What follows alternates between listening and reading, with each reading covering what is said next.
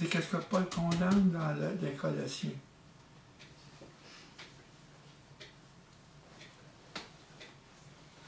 Jésus est le chemin. Parce que dans Romains 5, 21,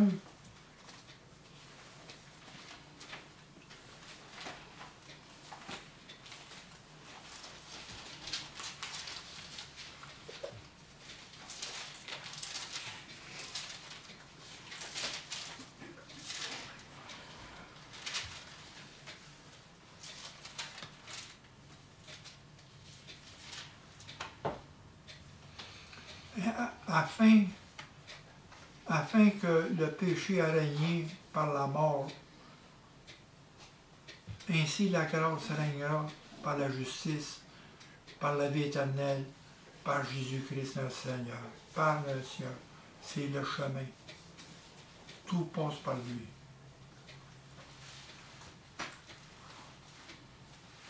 La grâce régna par la justice, pour la vie éternelle.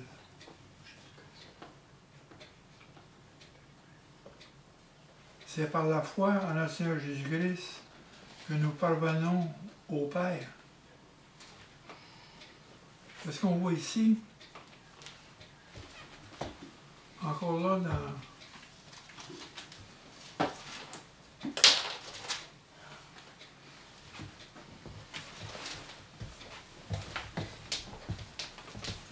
dans ce chapitre 14,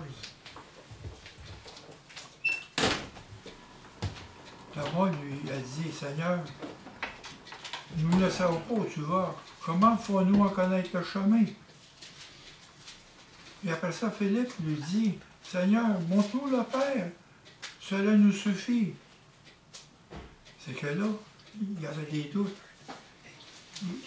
Puis, on voit par ces questions-là, Thomas et Philippe cherchaient la lumière. C'est là que Jésus a dit, je suis le chemin, je suis la vérité, je suis la vie. Si vous me connaissez, vous connaîtrez aussi mon Père. Et vous connaissez aussi, et maintenant vous le connaissez et vous l'avez vu. Jésus. Colossiens 1,15. Il est l'image du Dieu invisible. Dans Colossiens, on parle de la suprématie du Christ, la souveraineté du Christ.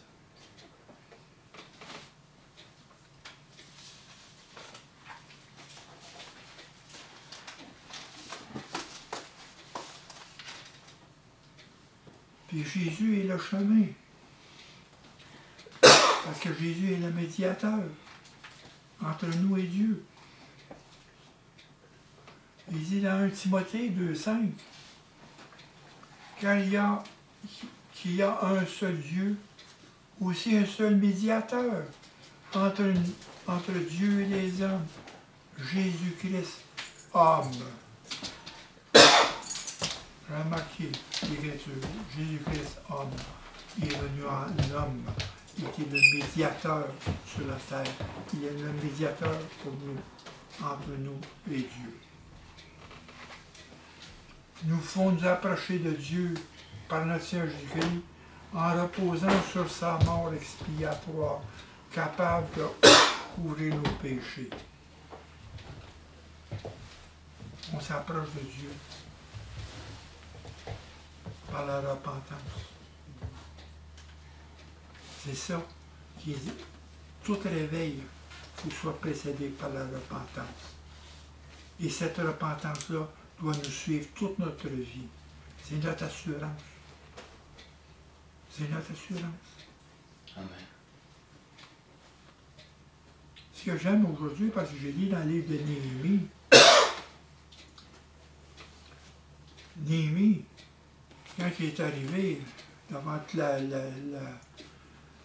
la Jérusalem qui était toute détruite, mais que le temple avait été rebâti avant par le roi Cyrus, l'autre roi de Perse, Artaxerxès, a envoyé a donné la permission à Néhémie de rebâtir tout Jérusalem. Puis il a fait le tour par une porte dans la vallée, où c'est la vallée de la Gêne, où il y avait toutes les offrandes qui étaient faites au Baal, les sacrifices qui ont été faits, les enfants qui ont été offerts au feu, en holocauste, toute cette vallée-là. Il a fait le tour. Là, il a vu toute la destruction. C'est un peu ça que l'Esprit Saint nous fait, nous aussi. On fait le tour de notre vie pour remonter les murs, pour remonter tous nos débris. Et des fois, ça fait pas mal, parce que c'est une opération chirurgicale que Dieu fait dans notre âme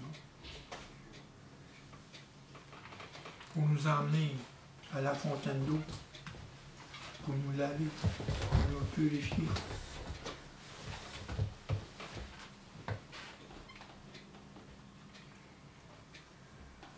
Et aussi l'ouvrir pour nos péchés et en priant pour obtenir force et miséricorde.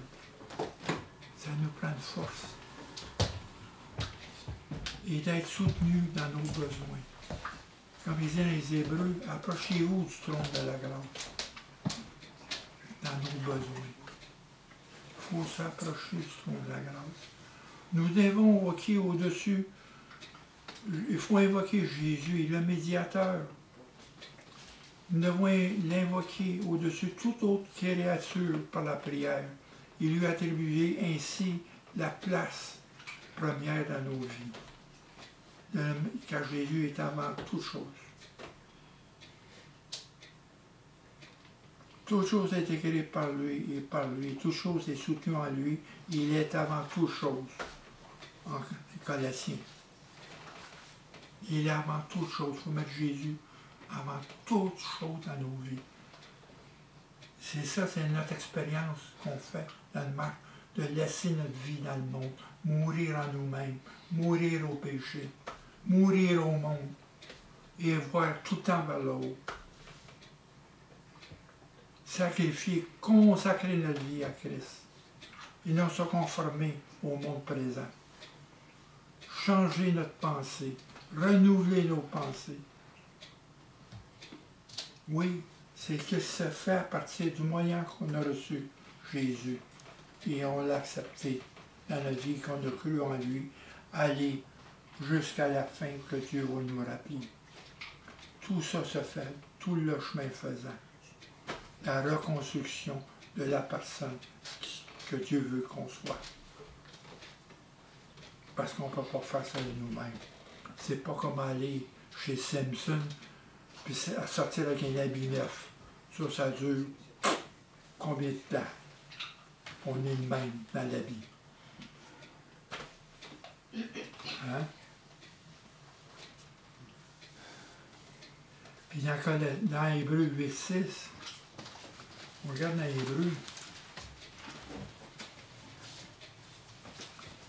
Mais maintenant, dans le chapitre 8, verset 6, mais maintenant il a obtenu un ministère d'autant supérieur qu'il est le médiateur d'une alliance plus excellente qui a été établie sur de meilleures promesses. Quand Jésus est mort, il est devenu un médiateur d'une nouvelle alliance par son sang.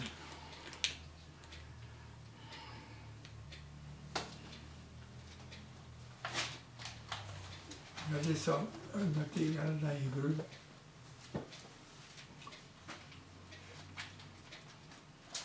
« 9.15 »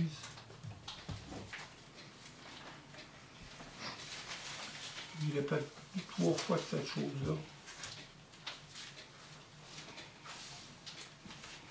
Hébreux 9.15 C'est pour cela qu'il est le médiateur d'une nouvelle alliance, afin que la mort ait intervenu par le rachat des transgressions commises sous la première alliance.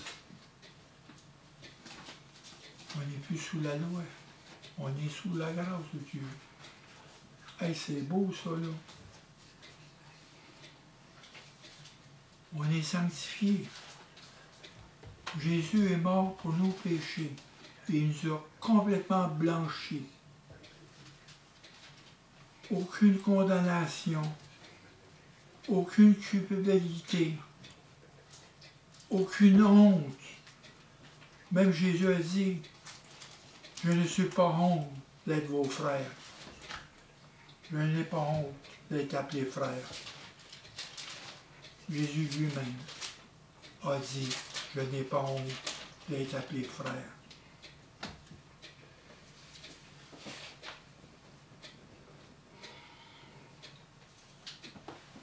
Aussi, ce qu'on regarde, on regarde dans Jésus, le médiateur, c'est le souverain. C'est qu'est-ce que Paul explique dans les Épîtres aux Colossiens, au chapitre 1, versets 15 à 23. Puis il nous révèle, c'est le mystère caché, le Christ en nous. Le Christ en nous. L'Esprit du Christ qui est en nous. La vie qui est en nous. La vie est en nous. Dieu a voulu tout réconcilier par lui en faisant la paix par lui, par le sang de la croix. Dieu a tout voulu réconcilier. Le salut par la foi en Christ. Il n'y a pas d'autre chose que ça. Il n'y a rien à rajouter. La foi, il n'y a rien. N'oubliez pas ça, là. Excusez-moi. C'est pas que si quelques-uns d'entre vous exercent des dons, que votre salut est assuré.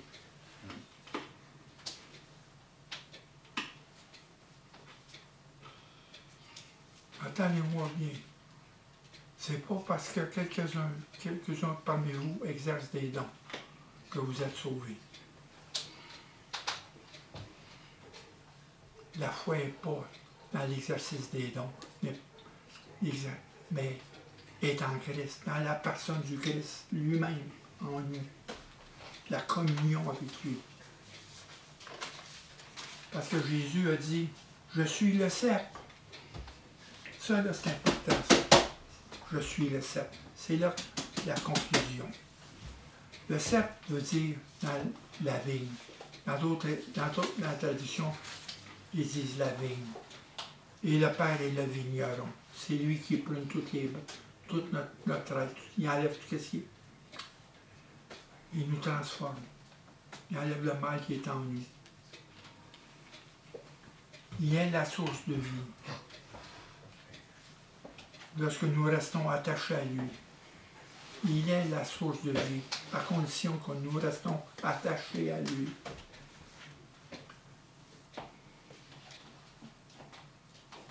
Dans Jean, retenez ça, 8, verset 51.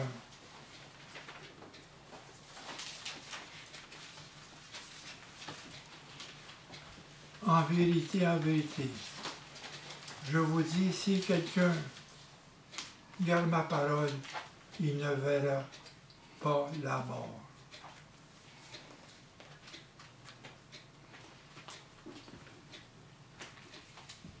C'est la parole de Dieu, là. Interprétez-la comme vous voulez, là. Mais c'est clair. Si quelqu'un garde ma parole, il ne verra pas la mort. C'est pour ça qu'il dit ici,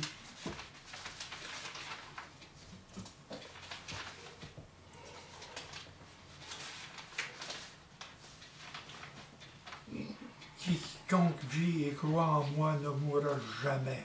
Crois-tu cela?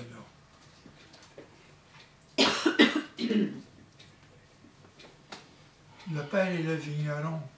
Le serment, nous sommes les disciples de Jésus. Les serments portent du fruit car ils ont la vie en eux à cause de leur foi persistante et persévérante en Christ et de l'amour pour lui.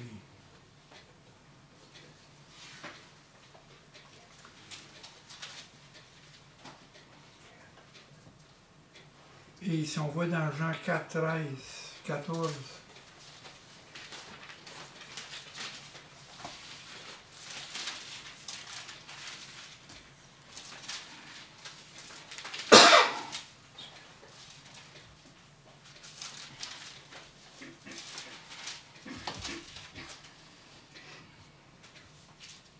versets 13 et 14.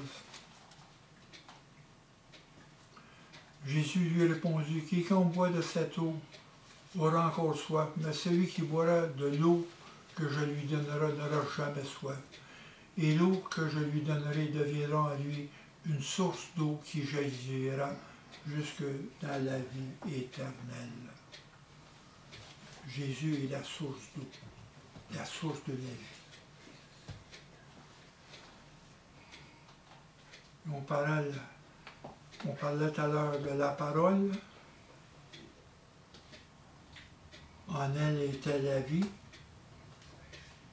Et cette vie-là était la lumière de tout homme qui vient dans le monde.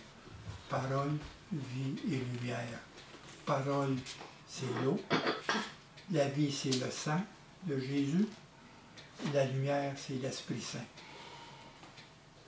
Comprenez-moi. Comprenez-moi la discussion. La parole, c'est l'eau. La vie, c'est le sang de Jésus en nous. C'est par son sang qu'on est ému. La lumière, c'est l'Esprit Saint en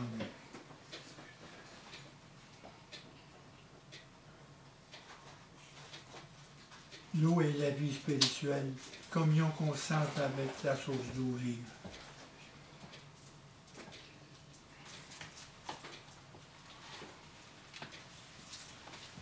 Parce que dans Jean, versets 5 et 6 et 8, il s'est lu Jésus-Christ qui est venu avec l'eau et du sang. Non avec l'eau seulement, mais avec l'eau et le sang. Et c'est l'Esprit qui rend témoignage. Parce que l'Esprit est la vérité.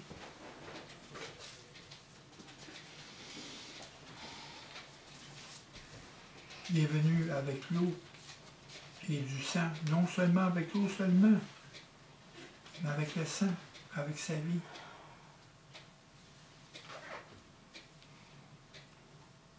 L'eau, c'est le baptême de la repentance.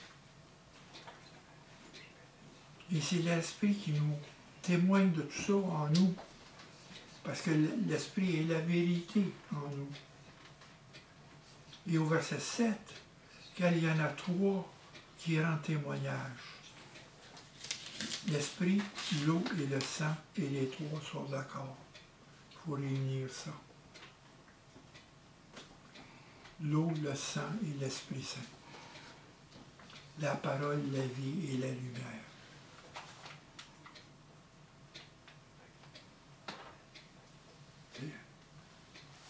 C'est clair? Retenez ces choses-là. Méditez, priez. Parce que Jésus est la vigne, il est le cep, il est la source de vie. En lui, nous avons une croissance constante tant qu'on reste attaché à la vigne. Constante. Et Dieu est le vigneron, il nous émonde. Il nous purifie par la parole. Aussi Dieu nous protège quand on est attaché. C'est une protection. Aussi une guérison. On doit se guérir. Une guérison constante jusqu'à la fin. Aussi, quand on reste attaché à la vie, il nous donne une force qu'on a besoin pour marcher.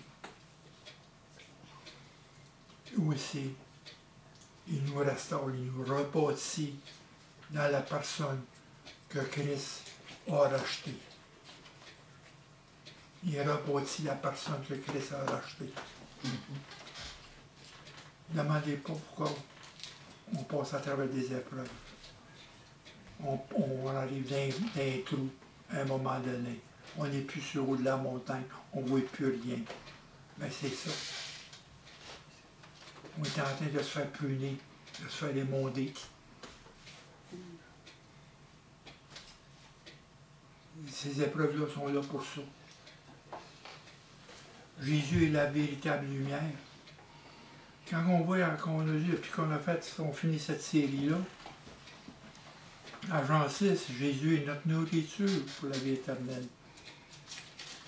Après ça, au chapitre 8, Jésus est notre lumière en nous. Après ça, il est notre berger qui nous conduit. Là, Jésus est le chemin, la vie et la vérité. Il est notre chemin, il est notre source de vie. Il s'est présenté en nous comme une source de vie, ici dans ce monde-là.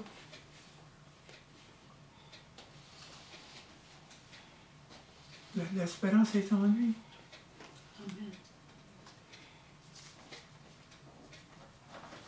C'est par l'Esprit Saint qu'on aura bâti. C'est l'Esprit Saint qui nous refait. Et ça prend un certain temps. Il ne faut pas devancer les choses. Il faut être patient. Patient. Mettre notre pleine confiance en Jésus. Notre pleine confiance dans sa présence. Ce qu'on a lu un matin ici. Ça vient à ça. I am God who heals. I heal broken body, broken mind, broken heart, broken life, broken relationship. Vous comprenez toutes ces choses-là, hein? Ma présence est un immense pouvoir pour la guérison. Ma présence. On reste attaché. On reste à la présence de Dieu. Priez, priez, priez, invitez Dieu, rejoignez Dieu.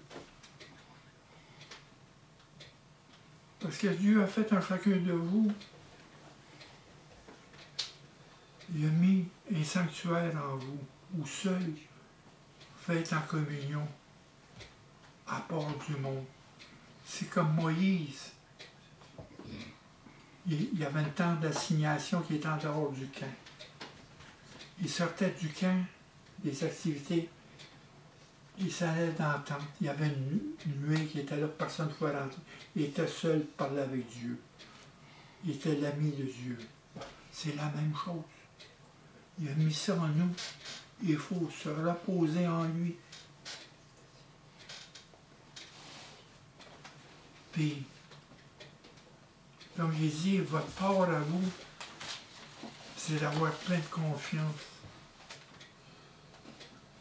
Your part is to trust me fully and to thank me for restoration that has begun.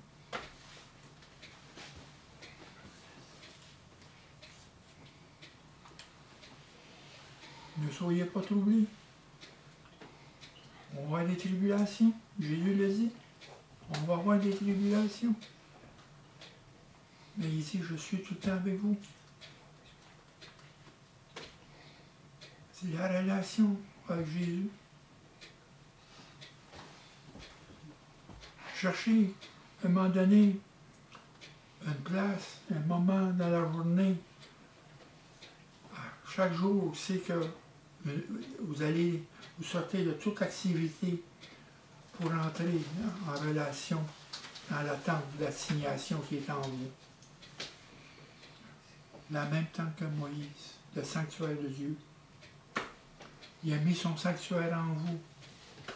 Et ça, c'est tout un privilège, c'est toute une source de vie.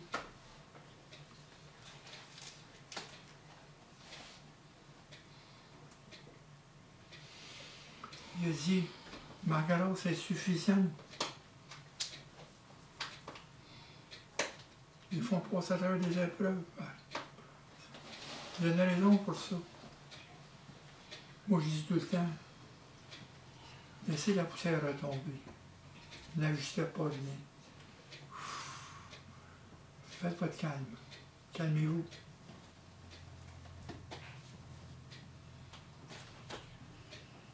Seigneur, On te remercie, Seigneur, pour ta parole ce matin. On te remercie pour ce que tu nous enseignes encore, ce que tu nous démontres par ta parole, ta présence en nous, la source de vie qui est en nous, la vie véritable, la vie éternelle, tes guérisons, Seigneur, la chirurgie que tu fais dans notre âme, Seigneur, le soutien que nous avons et le témoignage qu'on peut apporter dans le monde, Seigneur.